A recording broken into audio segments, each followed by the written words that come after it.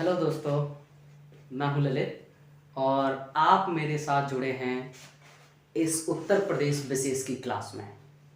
हम इसमें जानना चाहेंगे कि जो उत्तर प्रदेश है वो चाहे यूपी पुलिस है, चाहे एसएससी है, चाहे यूपी पीएससी है, चाहे वो उत्तर प्रदेश का कोई भी एग्ज़ाम है, हम उस हर एग्ज़ाम के लिए ये उत्तर प्रदेश विशेष पढ़ रहे हैं।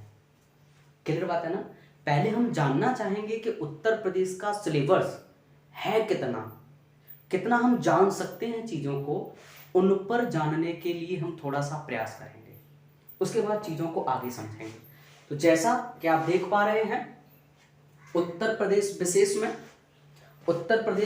में हम पहले उत्तर प्रदेश के इतिहास को जानेंगे और उत्तर प्रदेश के इतिहास में जानेंगे प्राचीन इतिहास, मध्य इतिहास, आधुनिक इतिहास और ऐतिहासिक और धार्मिक पर्यटन स्थल, लोक नृत्य, सांस्कृतिक उत्सव जानेंगे, मेले जानेंगे, पर्व जानेंगे और लोकगीत जानेंगे। फिर इसके बाद हम थोड़ा सा आगे बढ़ेंगे और आगे बढ़ने के बाद हम उत्तर प्रदेश का भौगोलिक जानेंगे और ये जानेंगे कि उत्तर प्रदेश की भूगोल के हिसाब से स्थिति क्या है।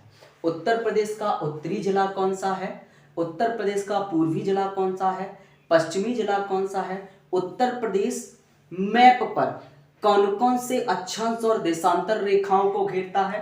फिर वहां की जलवायु जानेंगे, मिट्टी के बारे में पढ़ेंगे, नदियों पर चर्चा करेंगे और नदियों के बाद कृषि जानेंगे, पशुपालन जानेंगे, वन जानेंगे, वन्य जीव जानेंगे, परिवहन और उद्योग तक चर्चा करेंगे। इसके बाद हम राजनीतिक और प्रशासनिक उत्तर प्रदेश जानेंगे। प्रशासन का ढांचा कैसा है उत्तर प्रदेश का, मुख्यमंत्री कौन है, कैसे उसका चुनाव होगा, कितनी उसके पास शक्तियां रहेंगी, राज्यपाल का क्या कार्यकाल है उत्तर प्रदेश में और कितनी पावर रखता है राज्यपाल। उसके अलावा हम मुख्यमंत्री के अलावा हम जानेंगे राज्यपाल, प्रमुख उद्योग धंधे जानेंगे और अंत में जहां पर रूल चलेगा प्रशासन का, उस जनसंख्या को जानेंगे।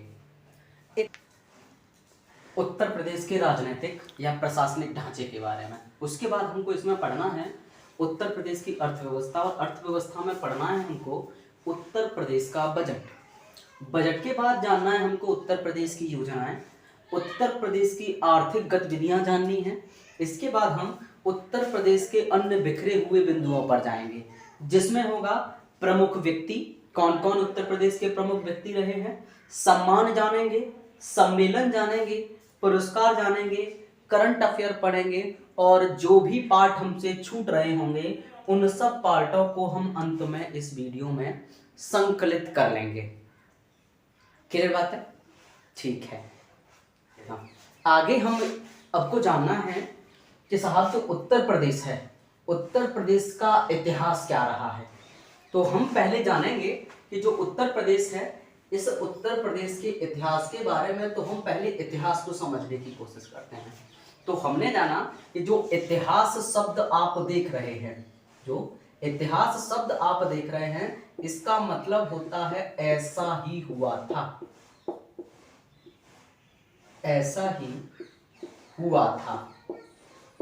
मतलब जो घटना अतीत में घट गई है उस पर हमें विश्वास करना होगा कि हाँ ऐसी घटना रही होगी।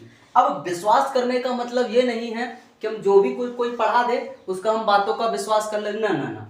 हमको करना क्या है, अब जानना ये होगा कि अगर आपको ये जानना है ऐसा ही हुआ था तो आपको दो चीजें और जाननी पड़ेंगी। जब भी इतिहास की खोज होती है, जब भी इतिहास की खोज होती है तो हमको कुछ साक्ष्य चाहिए होते हैं जिनके आधार पर हम ये कह पाए कि हाँ ऐसा ही हुआ होगा। तो साक्ष्य का मतलब हमें दो चीजें चाहिए होंगी। क्या क्या चाहिए होगा तो बताया गया, एक चाहिए हमको पुरातात्विक स्रोत, पुरातात्विक स्रोत चाहिए। दूसरी बात हमको क्या चाहिए बताया गया, दूसरा कि दूसरे चाहिए हमको साहित्यिक स्रोत, साहित्यिक स्रोत चाहिए। बताया गया कि जो साहित्यिक स्रोत या पुरातात्विक स्रोत है ये क्या है। तो बताया गया पुरातात्विक स्रोत का मतलब ये है साहब कि अगर हमने कहीं पर कोई चीज देखी तो वहां पर वो चीजें हैं कि नहीं।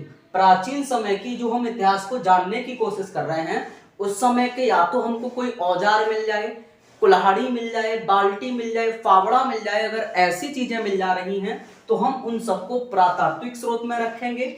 अगर हमको कहीं पर लिखा हुआ मिल जा रहा है कि ये चीज उससे रिलेटेड है, वहां पर ऐसी बातों के बारे में बताया गया है, तो उसको साहित्यिक स्रोत में रख देंगे। अब एक बात ये समझ में आने के बाद हमको दूसरी बात ये समझनी है कि जो प्राचीन इतिहास है, जो प्राचीन इतिहास है, इस प्राचीन इतिहास में हमको ये समझना है साहब, इस प्राचीन इतिहास को ही हम कह रहे हैं, जो प्राचीन इतिहास है इसी को कहते हैं प्राग ऐतिहासिक काल। इसी को कहते हैं प्राग ऐतिहासिक काल। और प्राग ऐतिहासिक काल को ही कहा जाता है पाषाण काल। पाषाण काल कहते हैं। बताया गया कि प्राग ऐतिहासिक काल को आपको जानना है। प्राग ऐतिहासिक काल को आपको जानना है तो आपको क्या जानना पड़ेगा। तो सबसे पहले ये बताया गया कि प्राग ऐतिहासिक काल में क्या होगा साहब, कि दो चीजें खोजेंगे। जो हमको प्राग ऐतिहासिक काल जानना है, हम साक्ष्यों को ढूंढने की कोशिश कर रहे होंगे, तो साक्ष्य में हमको ये जानना पड़ेगा साहब कि साक्ष्य में दो चीजें ढूंढेंगे, या तो पुरातात्विक साक्ष्य या साहित्यिक साक्ष्य। तो ऐसा इतिहास जिसमें पुरातात्विक साक्ष्य मिल जाए लेकिन साहित्यिक साक्ष्य ना मिले। पुरातात्विक साक्ष्य मिल जाए लेकिन हमें साहित्यिक साक्ष्य ना मिले, तो ऐसे इतिहास को हम लोग क्या कहेंगे, प्राग ऐतिहासिक काल कहेंगे। जो ऐसा इतिहास हम पढ़ रहे होंगे, ऐसे इतिहास को हम लोग क्या कह रहे होंगे, प्राग ऐतिहासिक काल कह रहे होंगे। ऐसे इतिहास को हम लोग प्राग ऐतिहासिक काल कह रहे होंगे। ठीक बात है। फिर इसके बाद हमने जाना कि जो प्राग ऐतिहासिक काल है इसके 3 पार्ट होंगे। जो प्राग ऐतिहासिक काल है इसके 3 पार्ट होंगे। कौन कौन से पार्ट होने वाले हैं, तो बताया गया एक होगा पुरापाषाण काल, पुरापाषाण काल। दूसरा होगा मध्यपाषाण काल, मध्यपाषाण काल। और जो तीसरा होगा उसको कहेंगे नवपाषाण काल, नवपाषाण काल। तीसरा जो होगा उसको कहेंगे नवपाषाण काल। जो तीसरा काल होगा उस तीसरे वाले काल को कहेंगे, जो तीसरा वाला काल है उसको कहेंगे नवपाषाण काल। यानी कि जो प्राग ऐतिहासिक काल है वो 3 पार्टों में टूटा हुआ है। देखेंगे पहले कि क्या क्या मिला हुआ है। तो 2 साक्ष्यों से इतिहास को प्रमाणित किया जाता है, पुरातात्विक साक्ष्य या साहित्यिक साक्ष्य। 3 पार्ट होंगे, पुरापाषाण काल, मध्यपाषाण काल और नवपाषाण काल। इसके बाद जानेंगे हम मध्यकालीन इतिहास को। इसके बाद हम जानने की कोशिश करेंगे साहब मध्यकालीन इतिहास को। इसके बाद जानेंगे हम मध्यकालीन इतिहास को। तो जो मध्यकालीन इतिहास आपको दिख रहा है, ये जो मध्यकालीन इतिहास आपको दिख रहा है, इसमें आपको देखना क्या है, तो बताया गया 2 ही चीजें देखेंगे। पहले देखेंगे साहब कि साक्ष्य क्या हैं। इसको साक्ष्य क्या है, तो साक्ष्य में हम 2 चीजें देखते हैं, पुरातात्विक साक्ष्य या साहित्यिक साक्ष्य। तो पुरातात्विक साक्ष्य और साहित्यिक साक्ष्य जानने के बाद हमको देखना क्या है साहब, तो बताया गया कि मध्यकालीन इतिहास में आपको पुरातात्विक साक्ष्य भी मिल जाएंगे, साहित्यिक साक्ष्य भी मिल जाएंगे। लेकिन जो साहित्यिक साक्ष्य आपको मिले हैं, साहित्यिक साक्ष्य जो आपको मिले हैं, इन साक्ष्यों को पढ़ा नहीं जा सका, पढ़ा नहीं जा सका। इन साक्ष्यों को पढ़ा नहीं जा सका। तो इसको कहेंगे साहब मध्य ऐतिहासिक काल। और ऐसे ऐतिहासिक काल को 2 पार्ट में पढ़ेंगे। एक होगा सैंधव काल, सैंधव काल, और दूसरा होगा ताम्रपाषाण काल, ताम्र काल। दूसरा होगा ताम्र काल। तो 2 पार्टों में इसको जानेंगे। तीसरा पार्ट जो हम पढ़ेंगे वो आधुनिक ऐतिहासिक काल पढ़ेंगे, और आधुनिक ऐतिहासिक काल में हम लोग क्या जानने की कोशिश करेंगे, तो बताया गया इसको कहते हैं लौह युगीन काल। लौह युगीन काल इसको कहते हैं लौह युगीन काल। और इसमें हम जानेंगे कि भारत नहीं, उत्तर प्रदेश में ऐतिहासिक काल, उत्तर प्रदेश में जो उत्तर प्रदेश है, इस उत्तर प्रदेश में जानेंगे कि उत्तर प्रदेश में साहब कि जो आधुनिक काल का इतिहास है वो क्या रहा है, या लोहे का जो काल है वो क्या रहा है, लोहे का जो काल है वो क्या रहा है, लोहे का जो काल है वो क्या रहा है। यहां तक कोई समस्या? बिल्कुल नहीं साहब। तो हम इतिहास को 3 चीजों से जानेंगे, और जो आधुनिक इतिहास होगा इसके अगर हम स्रोतों की बात करें तो हमको 2 ही स्रोत ढूंढने हैं, पुरातात्विक और साहित्यिक। इसमें भी क्या ढूंढना है? पुरातात्विक और साहित्यिक स्रोत ही ढूंढने हैं। इसमें हमको 2 चीजें ही ढूंढनी है। क्या साहब? अगर स्रोत की बात कर रहे हैं तो 2 ही ढूंढेंगे, पुरातात्विक और साहित्य, दोनों ही मिल जाएंगे। और जो लिखा हुआ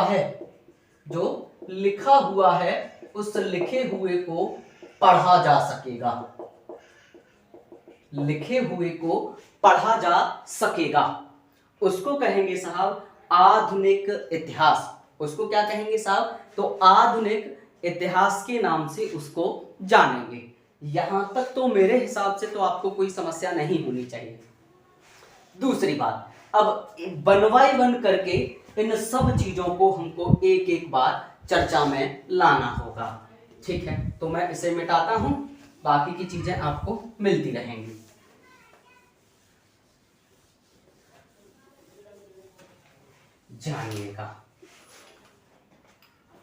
जाने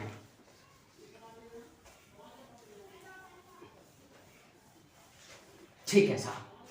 तो इतिहास के बारे में बताया गया साहब कि इतिहास के विषय में बताया गया कि इतिहास का मतलब आपको पता है ऐसा ही हुआ था। इतिहास का तो मतलब है वो आपको पता है कि ऐसा ही हुआ था। दूसरी बात बताया गया कि जो इतिहास के पिता हैं, अगर थोड़ा सा और देखा जाए इसको, तो बताया गया कि जो इतिहास के पिता हैं उनका नाम है हेरोडोटस। और इस हेरोडोटस भाई साहब ने ही क्या किया? हेरोडोटस भाई साहब ने सर्वप्रथम डेल्टा की खोज की। तो इसलिए इन हेरोडोटस को कहा जाता है डेल्टा का पिता भी किसे कहा जा रहा है? हेरोडोटस साहब को कहा जा रहा है। तो सर्वप्रथम डेल्टा की खोज कर दी, और जो डेल्टा खोजा इन्होंने वो नील नदी पर खोजा, यानी कि इन्होंने डेल्टा खोजा मिस्र में। इन्होंने जो डेल्टा खोजा है वो कहां खोजा? मिस्र देश में खोजा। दूसरी बात बताई गई कि विश्व का जो सबसे बड़ा डेल्टा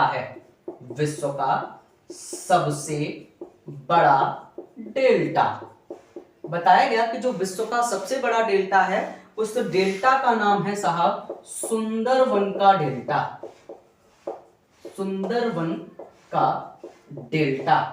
और जो सुंदरवन का डेल्टा है ये इतना बड़ा है कि 2 देशों में है, भारत और बांग्लादेश के मध्य है सुंदरवन का डेल्टा। और इस डेल्टे को 2 नदी बनाती हैं। कौन कौन सी नदी बनाती हैं? तो बताया गया गंगा और ब्रह्मपुत्र नदी मिलकर इसको बनाती हैं। इतना बड़ा है कि इसका जो क्षेत्रफल है वो 1,25,000 वर्ग किलोमीटर है। इसका जो क्षेत्रफल है वो 1,25,000 वर्ग किलोमीटर है। इसके बाद हम अब धीरे से उन चीजों पर चर्चा करेंगे जो हमारा मुख्य विषय है। ठीक है, इतना आप नोट करते रहेंगे, उम्मीद है आगे जानेंगे। आगे बताया गया कि जो हमारा मुख्य किरदार है उस मुख्य किरदार के बारे में चर्चा कर लेते हैं। तो हमारा मुख्य किरदार है प्राचीन इतिहास। प्राचीन इतिहास है और प्राचीन इतिहास के बारे में बताया गया है कि साहब हमको दो ही चीजें जाननी हैं कि या तो अगर आप साक्ष्य जानना चाह रहे हैं तो आपके पास साहित्यिक साक्ष्य होने चाहिए, साहित्यिक होने चाहिए या पुरातात्विक साक्ष्य होने चाहिए। साहित्यिक साक्ष्य या पुरातात्विक साक्ष्य होने चाहिए। तो उसमें बताया गया कि प्राचीन इतिहास उसको कहेंगे जिसमें पुरातात्विक साक्ष्य मिल जाएंगे लेकिन साहित्यिक साक्ष्य आपको नहीं मिलेंगे, उसे हम प्राचीन इतिहास कहेंगे। और प्राचीन इतिहास को 3 पार्टों में तोड़ा गया है। कौन कौन से पार्ट में तोड़ा गया है? तो बताया गया कि पुरापाषाण, मध्यपाषाण और नवपाषाण। 3 पार्टों में इसको तोड़ दिया गया है। तो हमें पढ़ना है इसका पहला वाला पार्ट, और वो भी उत्तर प्रदेश के हिसाब से। तो बताया गया कि जो पुरापाषाण काल है इसमें क्या किया गया? तो बताया गया कि पुरापाषाण काल में सबसे पहले आग की खोज की गई। तो पुरापाषाण काल में बताया गया कि इसमें आग की खोज कर ली गई। दूसरी बात बताई गई कि इस पुरापाषाण काल के जो साक्ष्य हैं, जो पुरापाषाण काल के जो स्थल हैं, या कहें कि पुरापाषाण काल की जो संस्कृति है वो उत्तर प्रदेश में कहां कहां से देखने को मिलती है? तो बताया गया कि उत्तर प्रदेश में ऐसी संस्कृति कहां से मिलती है? तो बताया गया साहब, एक आपने जगह सुनी होगी सोनभद्र। सोनभद्र उत्तर प्रदेश का सबसे पूर्वी जिला है सोनभद्र। इस सोनभद्र में है सिंगरौली घाटी। सिंगरौली घाटी। तो सिंगरौली घाटी से हमें पुरापाषाण काल के साक्ष्य मिलते हैं। दूसरा है, एक जगह है चकिया, और जो चकिया जगह है वो चंदौली में पड़ती है। चकिया जो है वो उत्तर प्रदेश के चंदौली में पड़ती है। सोनभद्र हो गया, सिंगरौली घाटी हो गई, दूसरा है उत्तर प्रदेश का चकिया। यहां तक आपको अगर कोई समस्या है तो आप बता सकते हैं। बिल्कुल नहीं साहब, ठीक ठाक बातें हैं। यहां तक अगर आपको कोई समस्या है तो आप इसको हमें बता सकते हैं। यहां तक तो कोई भी समस्या नहीं होनी चाहिए। दूसरी बात क्या बताई गई? दूसरी बात कही गई कि उत्तर प्रदेश की और चीजें जाने। उत्तर प्रदेश की अगर और चीजें जाने तो बताया गया कि पुरापाषाण काल के जो साक्ष्य हैं वो इलाहाबाद की बेलन घाटी से मिलते हैं। बेलन घाटी से मिलते हैं।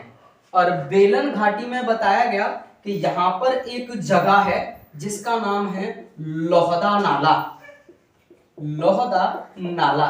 इस लोहदा नाला की जो खोज करता है, इस लोहदा नाला के जो खोज करता है उनका नाम है आरजी शर्मा।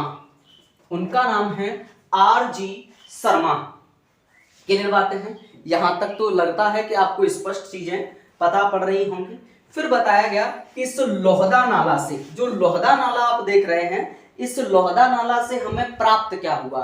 तो बताया गया हड्डी से बनी हुई मातृ देवी की मूर्ति प्राप्त हुई। यहां से मिला क्या हमें? तो पुरापाषाण काल की हड्डी से बनी हुई मातृ देवी की मूर्ति जो है वो हमें प्राप्त हुई। तो यहां से मिला क्या है साहब? अस्थि से बनी मातृ देवी की मूर्ति हमें इस लोहदा नाला से प्राप्त हुई है। मातृ देवी की मूर्ति हमें लोहदा नाला से प्राप्त हुई है।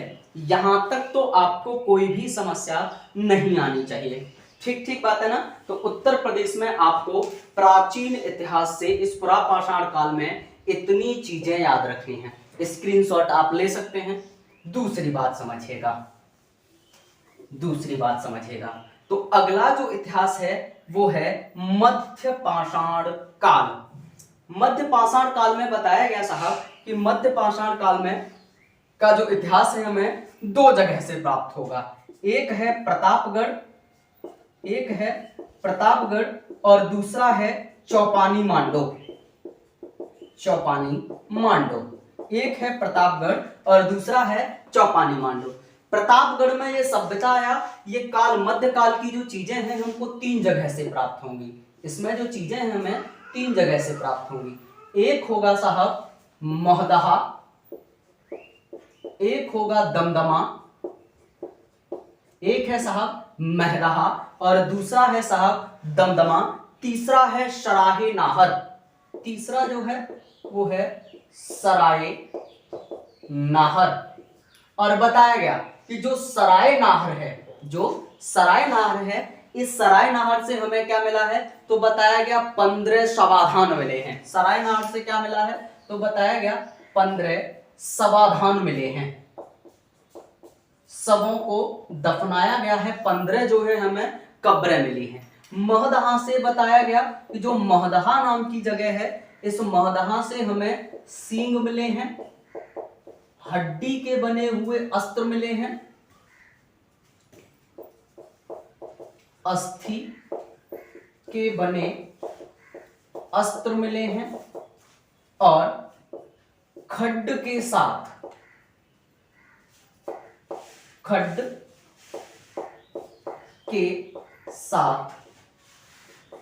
उपकरण के साक्ष्य मिले हैं।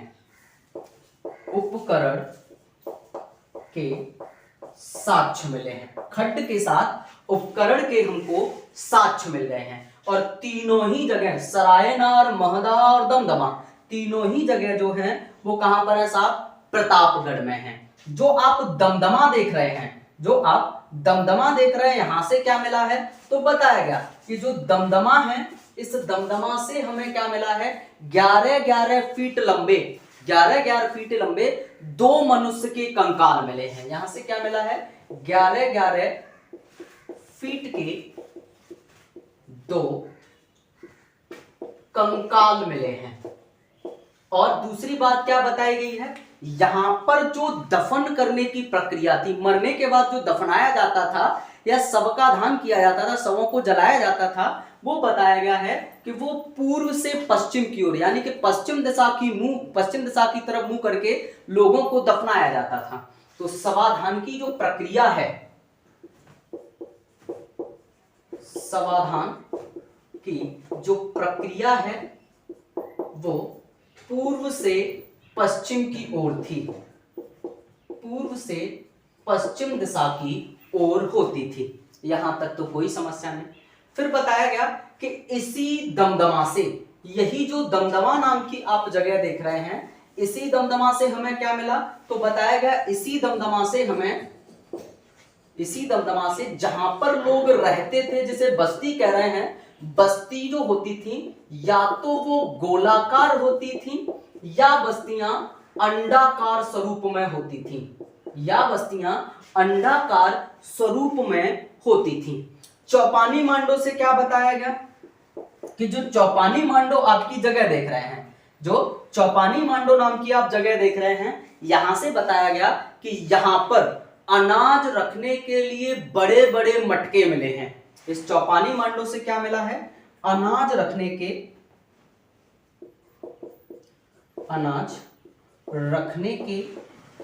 बड़े बड़े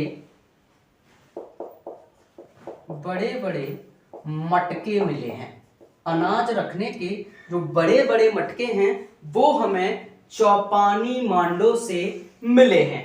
यहां तक तो कोई भी समस्या नहीं होनी चाहिए। अब इतना आप स्क्रीनशॉट ले सकते हैं उत्तर प्रदेश के बारे में। आगे जो बचा हुआ है वो है नवपाषाण काल,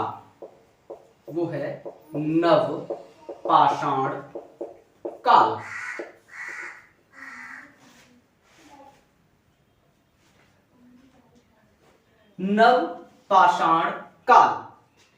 इस नवपाषाण काल के बारे में समझिएगा। नवपाषाण काल के बारे में क्या बताया गया है, इसके विषय में बताया गया कि यहां नवपाषाण काल में आग का प्रयोग आग का प्रयोग व्यवस्थित तरीके से करना सीख गए। व्यवस्थित तरीके से आग का जो प्रयोग है वो हम व्यवस्थित तरीके से करना सीख गए हैं। दूसरी बात बताई गई कि इस नवपाषाण काल के जो साक्ष्य हैं वो हमें कोल्डीवा से मिले हैं। नवपाषाण काल के जो साक्ष्य हैं वो हमें कोल्डीवा से मिले हैं और कोल्डीवा से हमें 6000 बीसी पुराने चावल के साक्ष्य मिले हैं। चावल के साक्ष्य मिले हैं। 6000 बीसी पुराने हमें चावल के क्या मिल गए हैं? साक्ष्य मिल गए हैं। तो उत्तर प्रदेश में सबसे पुराने चावल के साक्ष्य कहां से मिले हैं? तो हमारे पास सिंपल सा एक आंसर होगा कि हमें ऐसे साक्ष्य जो हैं वो कोल्डीवा से मिले हैं। कहां से मिले हैं साहब? कोल्डीवा से मिले हैं। ठीक ठाक बातें हैं। उम्मीद है कि यहां तक आपको क्लास में जो चीजें हैं वो ठीक ठाक तरीके से समझ में आई होंगी। क्लियर है ना? बहुत अच्छे।